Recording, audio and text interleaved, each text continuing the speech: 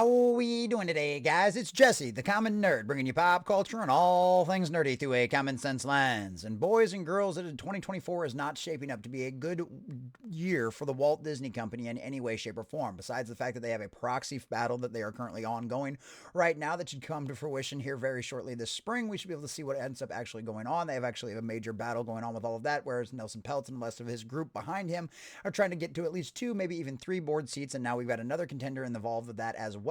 Plus, they have an absolutely abysmal looking box office release schedule with literally only like two movies on the release schedule for 2024 as far as a lot of their major releases out there.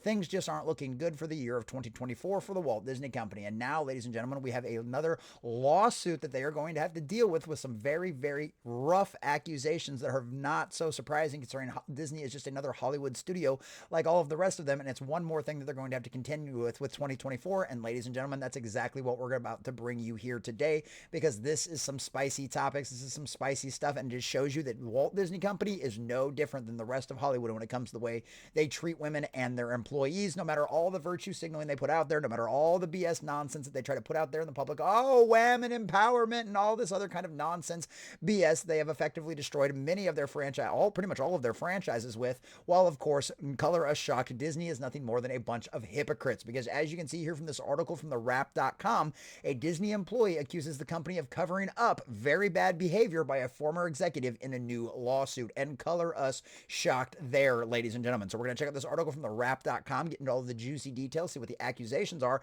and see what kind of horrible culture that the Walt Disney Company and all of their executives were allowing, specifically Bob Iger and the rest of those ilk over there. But before we do, if you do enjoy our content, hit that like button, share it with all your friends, and subscribe if you are not already, because we are grinding, we are growing, we are inching our way closer and closer to bigger heights over here, and we could not do that without every single one of you. Hitting that subscribe button doesn't cost you a thing, but I will thank you very much from the bottom of my heart. So let's get into this article and let's check out all of the juicy details and see exactly what is going on over at the Walt Disney Company now. Oh, actually, something that's been going on for quite a few years, actually. The plaintiff, listed as Jane Doe, accuses the company of retaliating against her for complaining. And from what I understand with the way the lawsuit actually reads to me, and a lot of this story does, it sounds like this employee might actually still be working inside of the Disney company, or at least was up until at least a year ago, if not still to this day, which would explain obviously why they're doing the Jane Doe kind of thing. So a Disney employee says she was assaulted by a former executive only to have the company retaliate against her after reporting him and a larger pattern of inappropriate adult misconduct, sexual misconduct, according to a lawsuit filed today. The suit names Disney, former vice president of distribution Nolan Gonzales, Searchlight, and 20th Century as defendants. So literally going after this specific person as well as the company and all of the rest of the studios that he was associated with. So the plaintiff, who is listed as Jane Doe, says that starting in 2015, soon after she was hired, Gonzales, who at the time was an executive director, started sexually harassing her, where representatives for Disney did not immediately reply to requests for comment from the wrap, and Gonzales could not be reached. Color us shocked there. Disney is going to let their lawyers do the talking for all of this kind of stuff. They'll probably end up trying to settle the case, but it might not end up actually panning out that way. We'll see what happens when we get into more of the details of this, because this stuff is absolutely nuts, and obviously is a very spicy topic that YouTube isn't a big fan of. So please make sure you hit that like button and leave comments down below to push this out in the algorithm, so that way everybody gets to see this information, gets to see exactly what the reality is of Disney behind the doors. According to the plaintiff, Gonzales escalated this behavior over time, insistently asking her on dates. She declined the request and says he then attempted to guilt her into accepting by implying he could help her career. Oh, color us shocked there. Tell me this isn't a story that we haven't heard a million times come out of Hollywood. Some sleazy executive going, hey, honey, come hang out on my casting couch and I'll make you a star. Color us shocked there. By 2016, the suit alleges the plaintiff had been warned by other Disney employees that Gonzales was well known for such behavior, but nothing was ever done. This is all the way back in 2015, 2016. We're talking like 7-8 years ago at this point, boys and girls. And of course, color us shocked. It was right at the exact same time that Disney was pushing all of their Reimagine Tomorrow stuff and how they were going to be, so for minorities and for underprivileged people and underprivileged women and yada, yada, yada. Except Disney can't even protect its own employees, its own women from creepy executives. Wow. Hypocrisy. Color me shocked. So management was incentivized to hide Gonzales' harassment because he generated valuable revenue as the director of distribution. Management did not escalate concerns to human resources and created an environment which when Gonzales was free to harass women with impunity. Women were discouraged to come forward about his behavior because management seemingly accepted Gonzales' conduct as being part of the entertainment industry, and his firing would have hurt the company financially. Oh, it's just the way things have always been done. It's just the way things always work in the entertainment industry. Yeah, sadly it has been. And we've seen a lot of women and a lot of, well, younger people have their lives completely and totally destroyed by the absolute nasty, creepy, weird things that Hollywood allows to go on. And clearly Disney is just as responsible as all of the rest of the studios. I mean, hell, they've got one of Weinstein's former executives was working over there at Star Wars Lucasfilm, so Disney Lucasfilm, so color us shocked there that they're totally okay with this kind of behavior from one of their own employees. The plaintiff alleges that the harassment continued into 2017, first at a company conference in Las Vegas where Gonzales begged her to have sex with him in her room. She declined and says she did not report the incident because she was unsure who to trust. Management was already aware of Gonzales' lascivious, I don't know, nature, and he constantly reminded her that he was good friends with them. Oh, yeah. I mean, what are you going to do about it? Management's my buddies. They're my friends. They're not going to do anything to me. Go ahead. They're just going to end up going after you. And going after her is exactly what they did. This culminated, the suit claims, with the Gonzales coercing her into a sexual relationship soon after being promoted to vice president of distribution at Searchlight. He began, the suit says, providing her with drugs, which the plaintiff believed were MDMA and GHB, date rape drugs, so that he could sexually abuse her with limited resistance or questioning.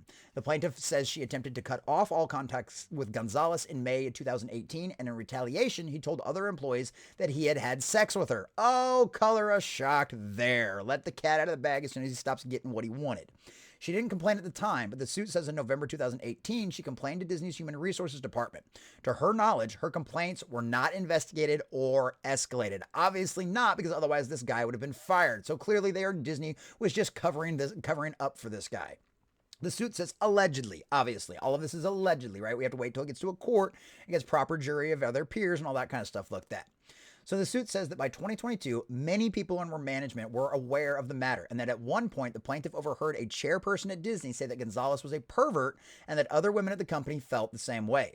The suit says that Gonzales left the company. Gonzales retired from his position. It says after 3 other women came forward later in 2022 to complain about his behavior. And then in 23, the company retaliated against her by demoting her using the mass layoffs later that year as an excuse. Of course they did. And it's something, so that's what I'm saying. This is why I believe this is someone who is still working at the Walt Disney Company currently right now, which is of course why it's Jane Doe, why she's listed as Jane Doe in the case and all of that kind of stuff. It sounds like she is literally still working there to this very day right now. And of course, because she was one of the first ones to actually speak up, because she was one of the first ones to elevate it for her, Disney wants to blame her and of course is now punishing her by demoting her. Color me shocked on all of this. Boy, that House of Mouse and all their virtue signaling. Oh, aren't they just the progressive? Oh, don't they just love women? Yeah, except for when it might affect their bottom line and it might affect their dollars that they're intaking right now to continue pushing the rest of their agenda. Yeah. Like I said, what a shocker there.